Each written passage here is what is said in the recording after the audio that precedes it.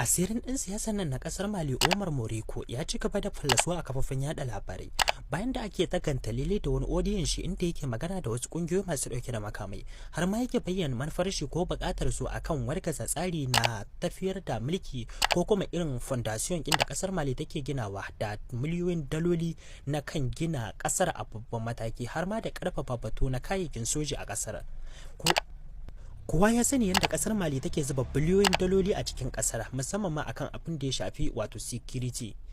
akan batu na tsaro na kasa domin yaki da kungiyoyi ko masu tada kayar baya a cikin kasar. A cikin jawaban nashi ya bayyana cewa ko bukatar su ita ce jami'ai na kungiyoyi masu dauke da makamai wato wanda aka ba kuɗaɗe da tarin makamai akan su babban aiki da yadda za su ci gaba da bulguta ko kuma ganin suna ci gaba da gutsurruka wasu muhimman yankuna na kasar wanda wannan shine babbar dama wanda za su samu su ci gaba da killace kungiyoyi masu dauke da makamai daga bisani kuma su tunkari babban birnin kasar kai tsaye domin su ga sun sabke ko juyin gwamnati a kasar. A wannan babban jawabi ne wanda ya ƙara bayyana fuskar wasu daga cikin manyan 'yan siyasa masu mummunar aƙida akan kasashen su.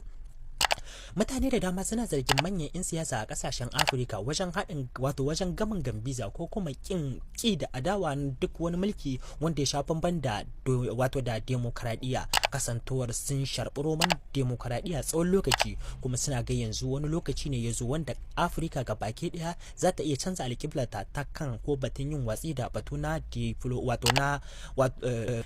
batu na demokradiyya akan abubuwan da suke gudana a cikin kasashen Afirka musamman ma a yankin Sahel. Wannan shine babban dalilin da ya sanya suke hawa sama su hau kasa su shiga rami su hau tudu ganin cewa sai sun yi duk abin da ya kamata wajen ganin sun dawo da tsohon batu wato al'amarin diplomasiya domin su ci gaba da shan abin da suka saba sha ko kuma su ci gaba da cin moriyar arzikin kasa suna tara kuɗaɗe ko suna wasu abubuwa wanda suke so. Wato abin da ya kamata mu fahimta a cikin wannan abin duk wani ɗan ƙasa na gari ba zai taɓa fata ko kuma gurin ganin cewa wato wai batu ko kuma wato minister ta defense ka baki ɗaya wai a wargaza ta duk da kuɗaɗen da aka zuba da lokacin da aka ɗauka wajen gina ta kawai ba don komai ba domin wannan bukata tasu ko kuma gurin su ya ci gaba da tabbatuwa. Wannan dai shine audience shi wanda aka kama wato duk da dai ba mu jin wato bambaranci amma mun samu wasu daga cikin masu jin yare na kasar ko kuma mu ce babban harshe wanda kasar take amfani da shi bambaranci wato sun ɗan yi mana ƙarin haske akan audience wato a takaice abin da suka bayyana mana kenan a wannan batu. Sai kuma